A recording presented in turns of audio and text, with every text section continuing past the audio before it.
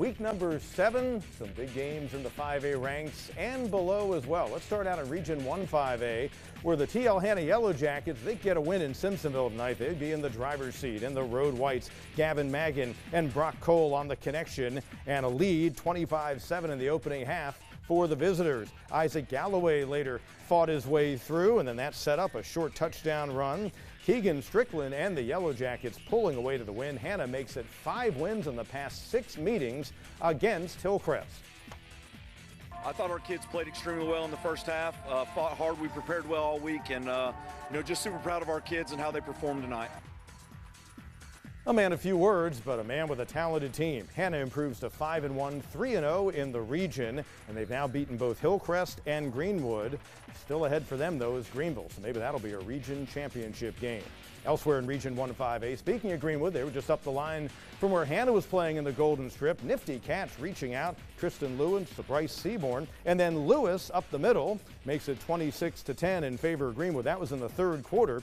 As Malden, again, a vastly improved team. Like some others in the area, they just don't have a region win to show for it. Trey Crawford, some nice running. That led to a Crawford touchdown, and Greenwood goes on to a 12th straight win in their series with Malden.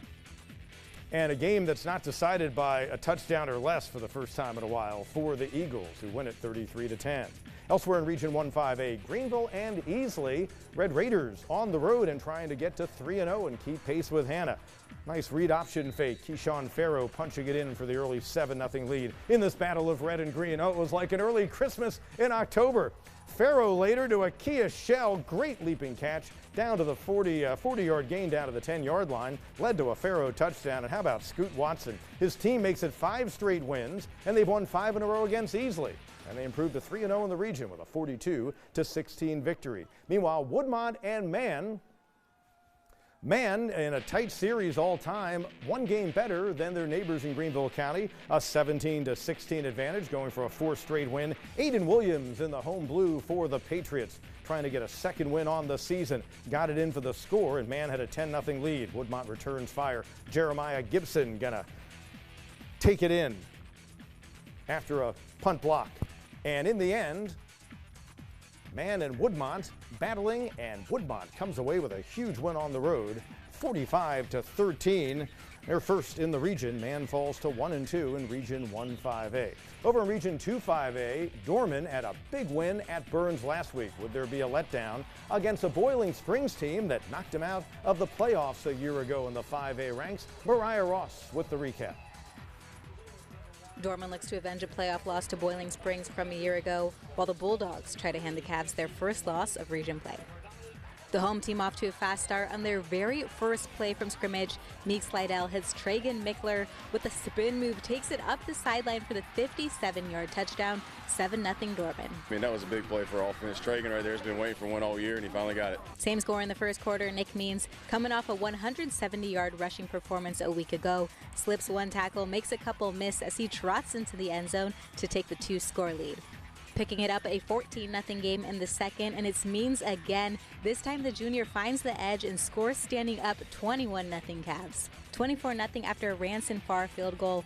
Dorman's Donovan Anderson cuts underneath the Bulldogs' Emery Logan's pass. He scrambles, but it turns into an interception, sets up another far field goal to build a 27-0 advantage at the half. Being focused in practice, our scout team gave us a good look, and I seen the ball. I went for the ball. I know I didn't score, but I got it in this play. Same score with the clock ticking down in the fourth. Isaac Tate takes in the handoff, 25 yards for the touchdown to complete the 34-0 shutout. 4 turnovers for the Dorman defense as they go on to their 3rd region win. It feels good. It feels good for the guys. These guys have worked hard. A lot of these guys were on that team last year, and they've worked tremendously hard to get to this point. In Roebuck, Mariah Ross, 7 News Sports. Well, what a great run Dorman is on. Gaffney tried to keep pace and get to 3-0 in the region. Eastside, again, just like Malden over in Region 1, they have been a competitive team so far in region play. And there's Peyton Schrader in the second quarter, cutting a Gaffney lead down to 3 at 19-16. Banks Boughton hooking up with Quintus Hines, and then Boughton, a couple of plays later, cuts to his left. Sold the defense on that. He'll get it to the end zone. That gave him a 10-point lead. They win by 5. Eagles fall to 0-3, but they have hung tough against Spartanburg, Boiling Springs, and now Gaffney. But the Indians were marching on to the 5-point victory. Burns trying to bounce back from their home loss a week ago against Matt Rochester and Riverside. Riverside down 21-0 early second quarter, weaving his way to get to an opening and turn into a big gain. Keon Speedy Knowles, that led to Gideon Merheeb as they went hurry up to Peyton Stevenson, and it cut the deficit to 21-7. But Kane Rogers bouncing back from last week. He was 12 out of 14, 4 touchdowns, one of them to Chu Harris, 53-yarder that extends the lead back out to 3 scores, 28-7.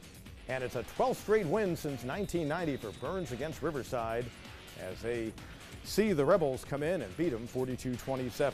Spartanburg at Wade Hampton. Generals team trying to avoid a 20th straight loss. Vikings trying to get to 2-1 in region play.